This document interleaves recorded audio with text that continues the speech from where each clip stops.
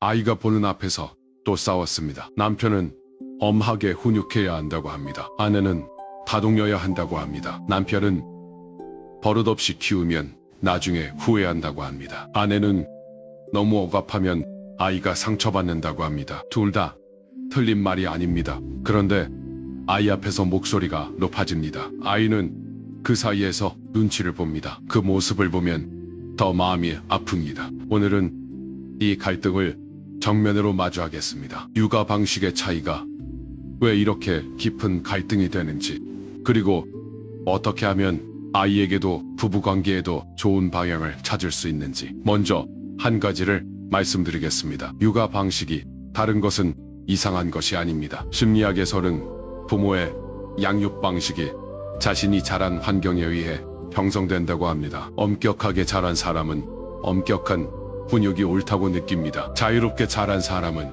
허용적인 양육이 옳다고 느낍니다. 이것은 단순한 의견 차이가 아닙니다. 각자의 삶에서 형성된 깊은 신념입니다. 그래서 육아 방식 갈등은 단순히 어떻게 키울 것인가의 문제가 아닙니다. 나의 어린 시절과 상대방의 어린 시절이 충돌하는 것입니다. 이것을 이해하면 상대방의 방식이 단순히 틀린 것이 아니라 다른 경험에서 나온 것임을 알 수 있습니다. 부처님 당시에 이런 이야기가 있습니다. 두 제자가 부처님께 찾아왔습니다. 한 제자가 말했습니다. 스승님, 수행은 엄격하게 해야 합니다. 느슨하면 깨달음에 이를 수 없습니다. 다른 제자가 말했습니다. 스승님, 수행은 부드럽게 해야 합니다. 너무 조이면 마음이 다칩니다. 부처님은 두 제자에게 비파를 가져오게 했습니다. 부처님이 첫 번째 제자에게 물으셨습니다. 비파줄이 너무 팽팽하면 어떻게 됩니까? 첫 번째 제자가 대답했습니다. 줄이 끊어집니다. 부처님이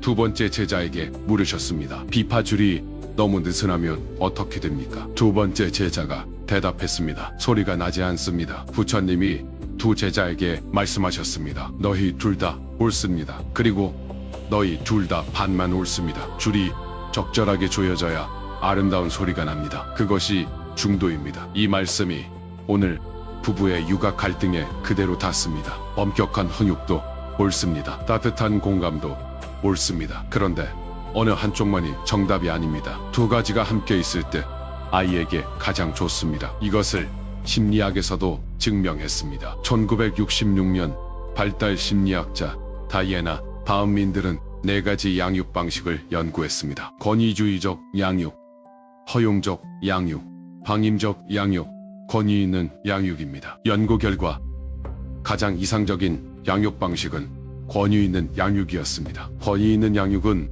엄격함과 따뜻함을 동시에 갖춘 방식입니다. 규칙은 이때 이유를 설명합니다. 훈육하되 감정을 존중합니다. 한계는 분명하되 사랑은 조건이 없습니다. 이 방식으로 자란 아이들이 자존감, 사회성, 학업 성취도 모두에서 가장 좋은 결과를 보였습니다. 즉 남편도 아내도 둘 다 옳습니다. 그런데 한쪽만 쓰면 부족합니다. 둘을 합치면 완성됩니다. 그렇다면 왜 부부가 함께 이 이상적인 양육을 하지 못하고 갈등하는 걸까요? 3가지 이유가 있습니다. 첫 번째 이유입니다. 아이 앞에서 상대방의 훈육을 방해하기 때문입니다. 이것이 가장 큰 문제입니다. 남편이 아이에게 안 된다고 했는데 아내가 바로 괜찮아라고 합니다. 아내가 아이를 야단쳤는데 남편이 아이 편을 들어줍니다. 아이는 이것을 학습합니다. 아빠한테 혼났을 때 엄마한테 가면 되는구나. 엄마한테 혼났을 때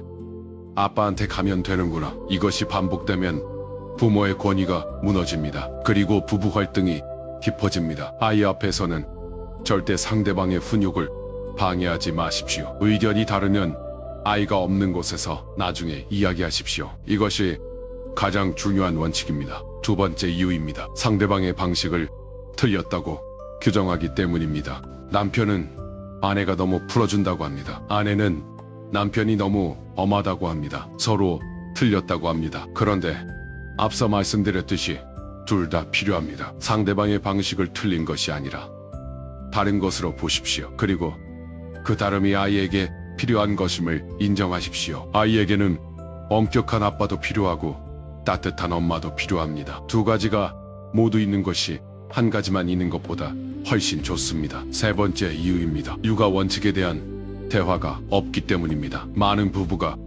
육아에 대해 깊은 대화를 나눈 적이 없습니다. 각자 자신의 방식이 맞다고 생각하고 실행합니다. 그러다 충돌합니다. 충돌하면 감정이 상합니다. 감정이 상한 상태에서 나누는 대화는 더 큰 갈등이 됩니다. 그래서 감정이 안정된 상태에서 미리 대화를 나눠야 합니다. 아이가 잠든 후 둘이 앉아서 이야기하십시오. 우리 아이에게 어떤 어른이 됐으면 하는가? 그 어른이 되기 위해 어떤 훈육이 필요한가? 어떤 가치를 가르치고 싶은가? 이 질문들에 대한 답을 함께 만들어 가십시오. 그 과정에서 생각보다 많은 부분에서 동의할 수 있다는 것을 발견하게 됩니다. 그렇다면 구체적으로 어떻게 해야 할까요? 첫 번째 방법입니다. 역할을 나누십시오. 어떤 상황에서 누가 주도적으로 훈육할 것인지를 미리 정하십시오. 예를 들어 위험한 행동을 했을 때는 아빠가 훈육한다. 감정이 상했을 때는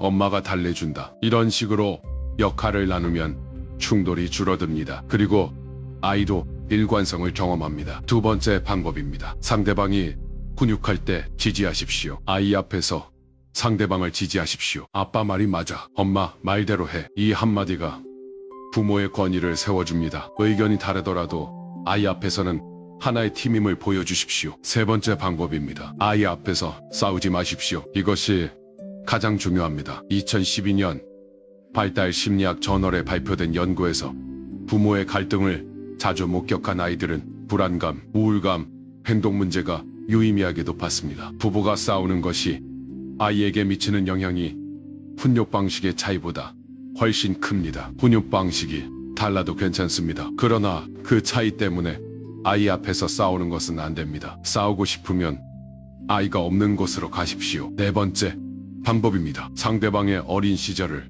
이해하십시오. 왜 상대방이 그런 방식으로 훈육하는지를 이해하려면 그 사람의 어린 시절을 알아야 합니다. 물어보십시오. 어렸을 때 어떻게 자랐어? 부모님이 어떻게 훈육했어? 그 경험이 어땠어? 이 대화가 상대방을 이해하는데 가장 큰 도움이 됩니다. 상대방이 엄격하게 훈육하는 것이 자신이 엄격하게 자랐기 때문임을 알면 그 방식이 다르게 보입니다. 상대방이 너무 허용적인 것이 자신이 너무 억압적인 환경에서 자랐기 때문임을 알면 그것도 다르게 보입니다. 다섯 번째 방법입니다. 전문가의 도움을 받으십시오. 육아 방식 갈등이 지속되고 부부 관계까지 영향을 미친다면 부부 상담이나 부모 교육 프로그램을 받으십시오. 부끄러운 것이 아닙니다. 가장 현명한 선택입니다. 마지막으로 이 말씀을 드리고 싶습니다. 부부가 육아 방식으로 싸운다는 것은 둘 다